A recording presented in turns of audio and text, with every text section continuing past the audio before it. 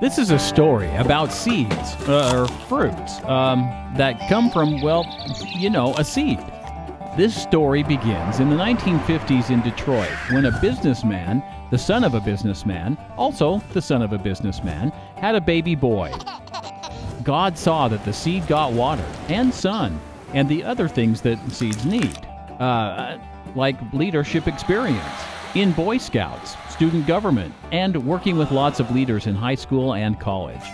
In grad school, God saved the seed and taught it lots about business and management and leadership and stuff like that.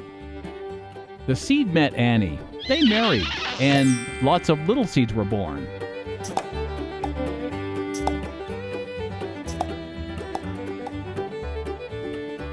For a while, they thrived in a church community until a leadership collapse undid it all. After a management career, he started a business and they planted a church. That church grew as it ministered to the poor and to college students by caring for people who weren't going to church. For a while, it was wonderful until a leadership collapse undid it all. They came to California to study leadership, character development, and pastor at a church in Orange County, practicing the Christian leadership principles he was learning in seminary. It was great. The church grew and grew until a leadership collapse undid it all. He joined CRM, a ministry that was already using the same leadership character development principles to help pastors lead their churches without the devastation of the all-too-common leadership collapse. At the same time, they were trained in another character development ministry for almost 5 years. For more than 10 years now, that seed has been sown into the lives of more than 1,000 pastors in hundreds of churches in dozens of denominations all over the United States. Kirk coaches pastors one-on-one, hundreds of them every year. He travels around the U.S. and conducts training for pastors and the executives who oversee them.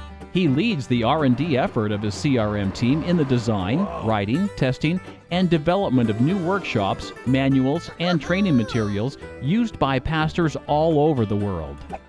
None of this can happen without the regular, generous financial support of friends, new and old.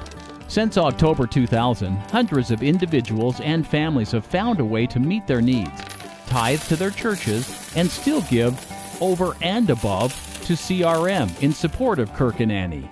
The fruit from this seed are pastors who have become clear about who they are and who they're not.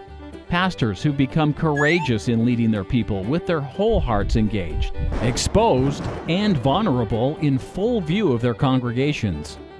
Pastors with confidence to keep on leading in the face of congregational anxiety and all-out opposition.